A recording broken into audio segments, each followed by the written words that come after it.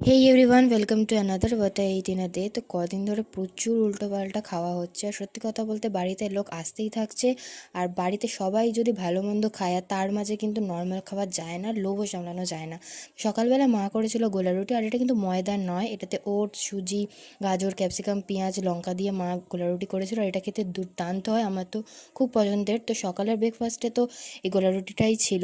আর দুপুরের লাঞ্চে আমি খেয়েছিলাম মাছের ঝোল, একদম সিম্পল খাওয়া ছিল, শুধু মাছের ঝোল আর ভাত। আর এই মাছটা আমার খুব ফেভারিট, আমি নাম জানি না, কিন্তু এটা আমার খুবই পছন্দের একটা মাছ, তাই মা এটাই আজ রান্না করেছিল। আর বিকেলে মা বাড়ি যাওয়া ছিল, তো দোকান থেকে একটু মিষ্টি কিনছিলাম, সেখান থেকে আমি একটা চকলেট মিষ্টি খেয়েছিলাম। আর রাতের ডিনারে মোমো আর পকোড়া ছিল, কিন্তু অবভিয়াসলি এতগুলো আমি খাইনি, মা আর আমি দুজন মিলেমিশে খেয়েছি।